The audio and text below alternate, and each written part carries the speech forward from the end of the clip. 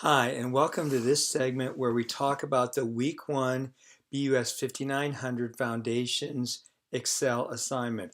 This is intentionally simple, and for some of you, you'll be able to do this in just a few minutes.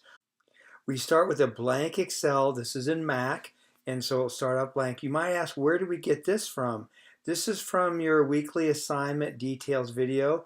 I just took a screenshot and put it in here so you could see it. What we'd like you to do is figure out how you can come up with this so it looks like this, but it's not exactly the same. So I'm just going to come up here and I'm going to do family expenses. And I'm going to come down here and I'm going to do monthly,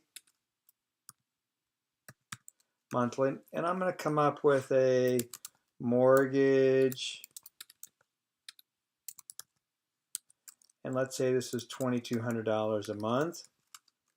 And then we're going to say utilities, $168 a month.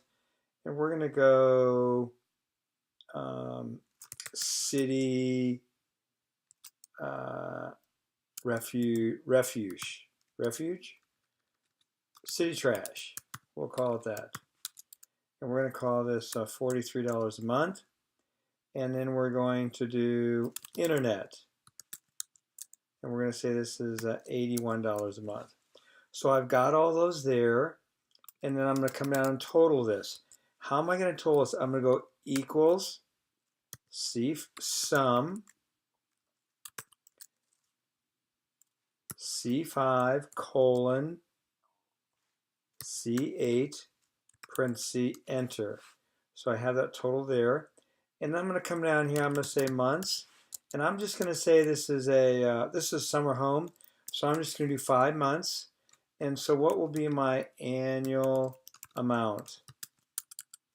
I will do equals this amount, C10, times this amount. So I have that. I want to column this.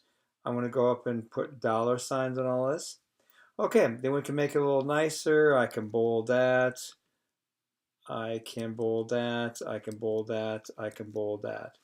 That gives you a little bit of a feel. Now notice it's similar. We have monthly, months, annual amount. We have that.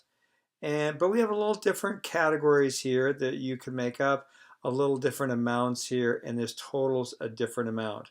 So this is what we'd like you to get in week 1 so you understand how to do text in Excel, how to do some basic numbers, how we can do sum. You can see sum right up here. How we can do a calculation of C10 times C12. And we just want you to get some practice. For some of this, some people you could do this in 5 minutes because you do this every day. For others of you, you've not used Excel much or at all, and you haven't used it in recent years. So hopefully this is helpful for you.